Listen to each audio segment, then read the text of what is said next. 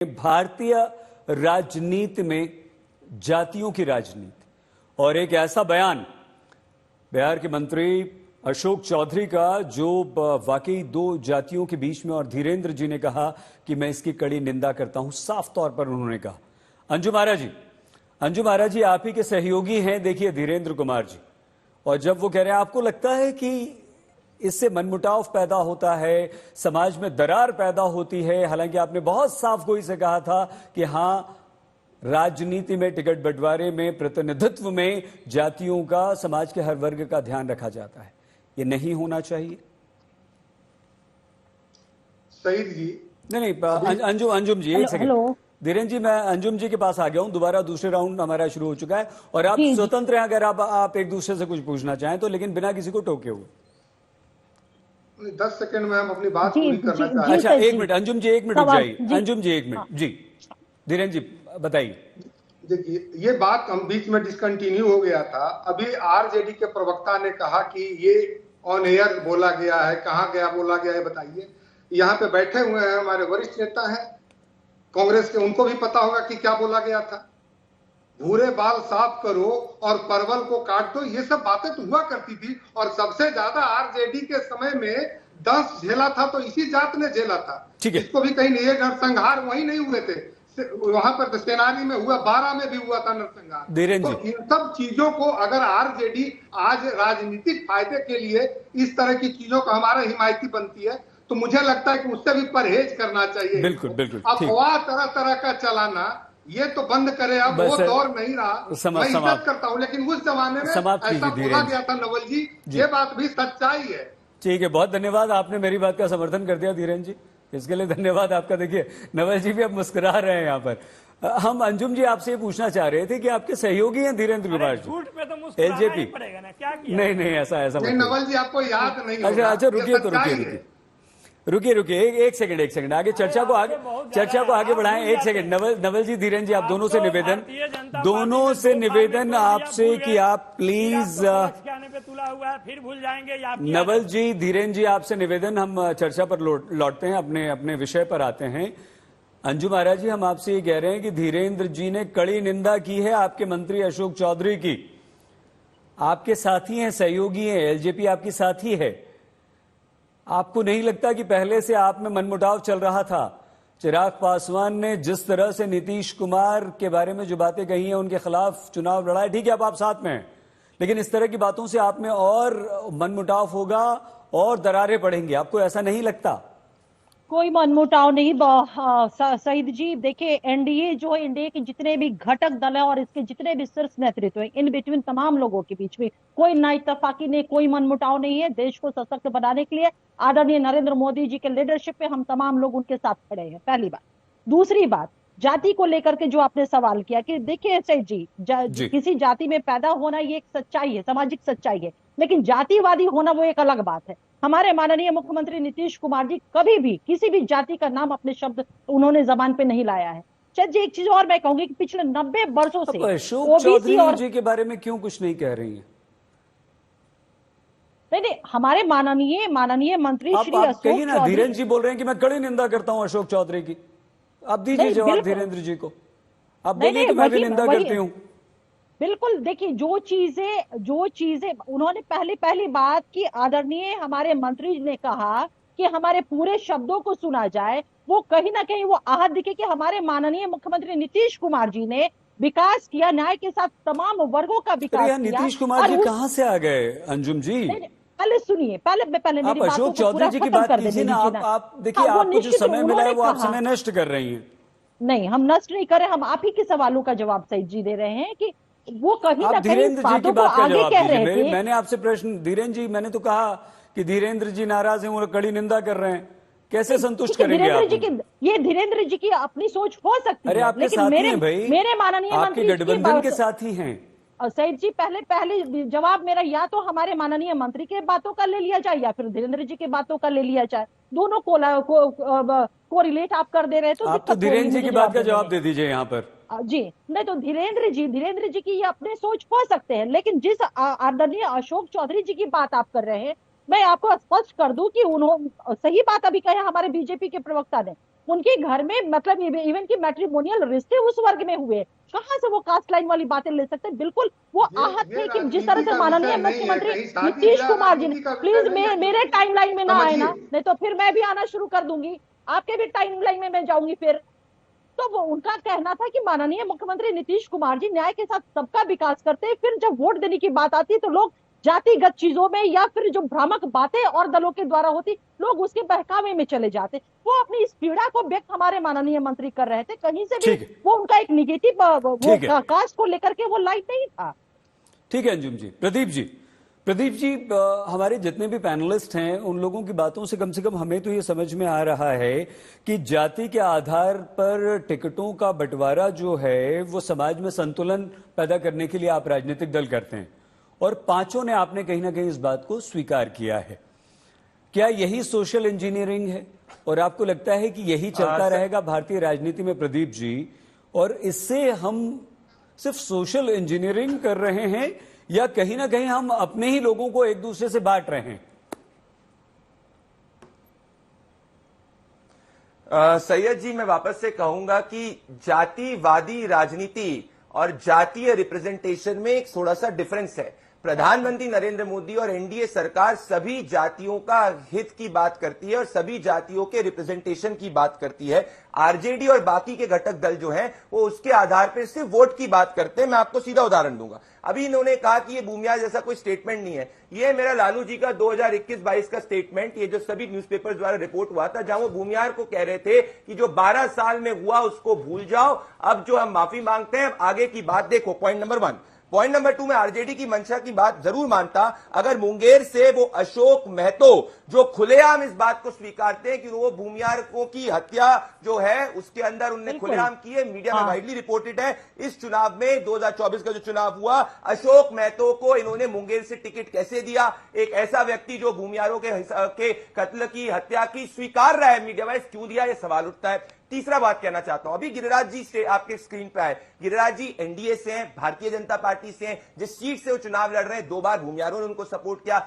लल्लन सिंह जी वापस से एनडीए की सरकार के अंदर केंद्रीय मंत्री हैं। तो अगर आप लॉजिकली देखेंगे सैयद जी, तो कोई भी जाति के रिप्रेजेंटेशन के साथ में विकास की बात एनडीए की सरकार करती है। आपने मुझसे एक सवाल पूछा दलितों के बारे में, मैं आपको बताना चाहता हूं, अगर एनसीआरबी का डेटा देखेंगे, और मैं ये एनसीआरबी के डेटा का एक अंश दिखाना चाहता हूं, इसके हिसाब से दलितों पे उत्पीड़न के मामले एनडीए की सरकार में लालू जी की सरकार से कम हुए हैं। अगर आप महिलाओं की अगर मैं बात करना चाहूंगा, मैं सोशल इकोनॉमिक अपलिफ्टिंग की बात करेंगे, महिलाओं की मैं एक और डेटा पॉइंट दिखाऊंगा। नीतीश कुमार जी और बीजेपी और एनडीए प्रधानमंत्री नरेंद्र मोदी जी की जो सरकार की स्कीम से वो ज्यादा हुई है। वापस से ये डेटा पॉइंट मैं आपको दिखाना चाहता हूं। तो मैं आपसे ये कह रहा हूं कि हम यहां पे जाति की राजनीति नहीं करते। तभी प्रधानमंत्री नरेंद्र मोदी ने ज्ञान की बात करी थी, गरीब, युवा, अन्नदाता, नारी पर। हां, हम जातियों को उनके रिप्रेजेंटेशन की बात करते हैं, तभी एक ओबीसी प्रधानमंत्री बनता है, तभी एक आदिवासी जो है वो राष्ट्रपति बनते हैं, और तभी हम इक्वल सोशल रिप्रेजेंटेशन की बात करते हैं। और मैं अपने विपक्ष की नियत के मैं 5 सेकंड लूंगा सैयद जी। मैं सही मान लेता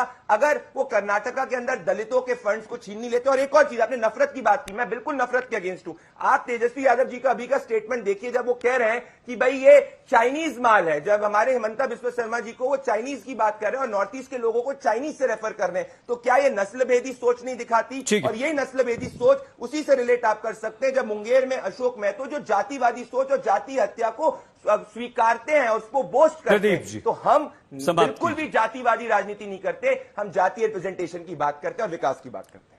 प्रदीप जी, हमें समझ में नहीं आता सच में। एक तरफ आप कहते हैं कि भाई समाज के हर वर्ग को प्रतिनिधित्व देने के लिए हम जातियों की बात करते हैं, समाज की मुख्य धारा में उन्हें लाने के लिए बात करते हैं, फिर एक तरफ कहते हैं कि नहीं हम तो, और हमें यह भी समझ में नहीं आता। मेरा आप पांचों से ये प्रश्न है कि क्यों हम बीजेपी के राज में, कांग्रेस के राज में या कांग्रेस शासित प्रदेशों में बीजेपी, आरजेडी, जेडीयू दलितों पर अत्याचार हुए, पिछड़ों पर अत्याचार हुए, ब्राह्मणों पर अत्याचार हुए, हम क्यों नहीं कहते कि भारतीयों पर अत्याचार हुए? हम क्यों नहीं कहते कि हमारे भारतवासी पर यह अत्याचार हुआ, उसके साथ ये अन्याय हुआ?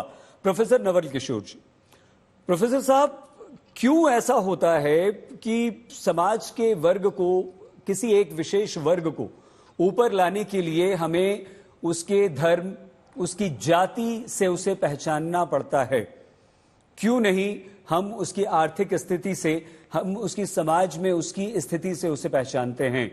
और सबसे ज्यादा अगर किसी का इस बात पर आरोप लगता है तो वो आप पर लगता है, आरजेडी पर लगता है। ऐसा क्यों प्रोफेसर साहब?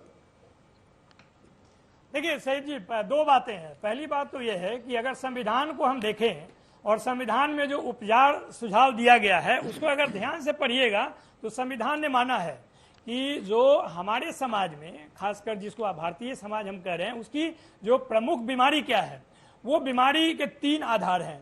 पहला आधार ये है कि ऐतिहासिक रूप से जो दमित वर्ग है जिसको एससी कहते हैं, या जो भौगोलिक क्षेत्र में जो दमित वर्ग है जिसको एसटी कहते हैं, या शैक्षणिक और सामाजिक तौर पे जो पिछड़ेपन है, ये 3 पिछड़ेपन को संविधान ने रिकॉग्नाइज किया है।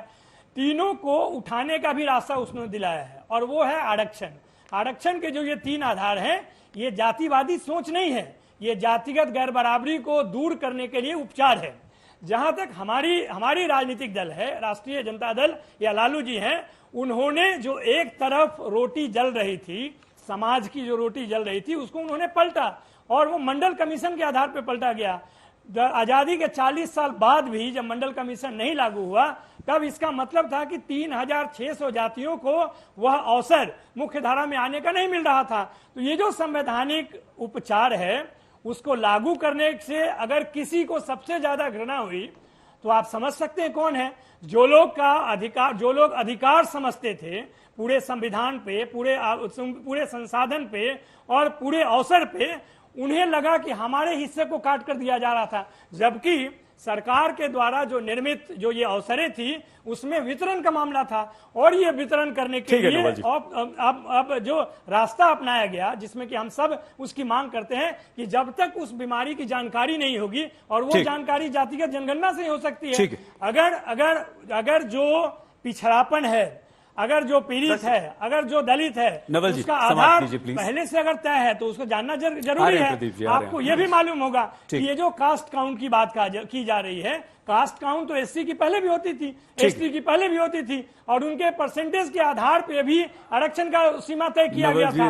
ओबीसी की गिनती नहीं हुई थी, इसी कारण से 52% होने के बाद भी 27% दिया गया। तो जी ये जो हम बात कर रहे हैं वह समावेशी विकास का रास्ता है। कहने को सबका साथ सबका विकास, लेकिन विनाश करने में कभी पीछे नहीं हटते। नरेंद्र मोदी जी कहते हैं कि हम ओबीसी से आते हैं, पूरा भारतीय जनता पार्टी कहती है ओबीसी की काउंटिंग क्यों नहीं हो सकती है, ये तो संविधान संगत है। दूसरी बात, तो उनके पीछे एक नवल जी थोड़ा सा संक्षेप में निवेदन आपसे। एक को छोड़ के एक ही जाति से है, जातिवादी कौन है? पूछिए भंडारी जी से कि जातिवादी कौन है। ठीक है, प्रेमचंद मिश्रा जी मैं जवाब दे सकता हूं? जात पर ना नहीं आ रहे हैं प्रदीप जी, मिश्रा जी का नंबर है, उसके बाद आपके पास मैं आता हूं। जात पर ना पात पर मोहर लगेगी हाथ पर, ये वर्षों पहले कांग्रेस ने एक नारा दिया था। अगर हम गलत नहीं है तो 80 के आसपास ये नारा था, आप ठीक कर दीजिएगा। लेकिन मिश्रा जी आपको नहीं लगता कि ये नारा बिल्कुल ठीक है सर, अगर 80 में ये नारा दिया गया मिश्रा जी, तो तब से लेकर आज तक हम उस जाति व्यवस्था से बाहर नहीं निकल पाए हैं। और हमें लगता है कि आपके इस नारे, कांग्रेस के इस नारे के बाद तो ये जातिगत राजनीति और तेजी से शुरू हुई है, कम होने के बजाय बढ़ गई। ऐसा क्यों मिश्रा जी? और हम सिर्फ जातियों को प्रतिनिधित्व देना, इस जाति को आगे बढ़ाना करना, इसे समाप्त करने की बात कभी मिश्रा जी क्यों नहीं करते? देखिए, मैंने आरंभ में ही अपने संबोधन में कहा था कि कांग्रेस एकमात्र ऐसी पार्टी है जो कभी जाति या धार्मिक आधारित राजनीति नहीं की है। जो मेरा ये नारा था कि न जात पे न बात पे मोहर लगेगी हाथ पे, तो वो अपने आप में एक तरह से बिल्कुल स्पष्ट करता था कि हमारी सोच क्या है, कांग्रेस की दृष्टि क्या है। हम आज भी उसी आधार पर चुनाव लड़ते हैं। इस चुनाव, पिछले लोकसभा चुनाव में भी हमने अपने राहुल गांधी जी की जो गारंटी हमने दिया था, कांग्रेस की तरफ से हमारा जो वचन पत्र आया था, हम उसी आधार पर चुनाव लड़े। पॉइंट क्या है कि आपने सवाल उठाया है बहुत महत्वपूर्ण कि ये खत्म क्यों नहीं हो पा रहा है जी। इसके लिए सभी दलों को, सभी समाज के हर वर्ग के लोगों को एक राय बनानी पड़ेगी, एक मंच पे आना पड़ेगा और समान दृष्टिकोण रखना पड़ेगा। ये कोई एक पार्टी नहीं कर सकती है, क्योंकि ये सच्चाई है, वातावरण है। मैंने कहा ना, कांग्रेस पार्टी चाहती है हम समाज के हर वर्ग के लोगों को समान अवसर दें, उसे समान अधिकार दें। तो right to equality with equal opportunity, ये हमारे संविधान की भी दृष्टि में शामिल है, हम उसी को मानते हैं। तो ये कब होगा? अगर समाज के हर वर्ग के लोगों को आप आगे लाना चाहते हैं तो उनको रिप्रेजेंटेशन देना पड़ेगा। राजनीति की मुख्य धारा में अगर लाना है तो उन्हें लोकसभा विधानसभा की टिकटें देनी होगी, तभी वो जीत के आएंगे, अपना कंट्रीब्यूशन देंगे, उनका महत्व बढ़ेगा, उनकी भूमिका बढ़ेगी। ये एक सच्चाई है, इस सच्चाई को सबको मान लेना चाहिए। लेकिन कोशिश ये जरूर होनी चाहिए कि हम जाति उन्माद की राजनीति या धार्मिक उन्माद की राजनीति से दूर रहें। वो हमारे देश के लिए, समाज के लिए खतरनाक है। उससे सोशल कन्फ्रंटेशन बढ़ता है, धार्मिक उन्माद से धार्मिक कट्टरता बढ़ती है, रिलीजियस कन्फ्रंटेशन बढ़ता है। ये दोनों जो कन्फ्रंटेशन है, religious confrontation and social confrontation, ये हमारे समाज को तोड़ रहा है, कहीं न कहीं हमारे विकास को भी प्रभावित करता है।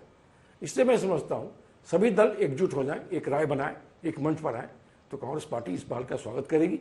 या बल्कि हम तैयार हैं, कांग्रेस पार्टी इस पहल करने को तैयार है। राहुल गांधी जी की स्पष्ट सोच है, उन्होंने कई बार इस बात को दोहराया है। हमारी मंशा क्या है? हम समाज के हर वर्ग को मौका देना चाहते हैं, न सिर्फ अपनी पार्टी में बल्कि उनके हर स्तर पर उन्हें आगे अगर लाना है, उन्हें समान अवसर देना पड़ेगा, उनके अधिकारों को बढ़ाना पड़ेगा। लेकिन ऐसा नहीं हो पाता। आप देखें, आपने जिस बिहार सरकार के एक मंत्री का जो टॉपिक में रखा है, मैं उस पर नहीं आया था, मैं 10 सेकंड में बोलना चाहता हूँ। बोलिए जी। ये पहला मौका नहीं है कि जेडीयू के किसी मंत्री ने या किसी नेता ने इस तरह की बात कही है। ठीक, उन्होंने बहुत गलत बात कही है।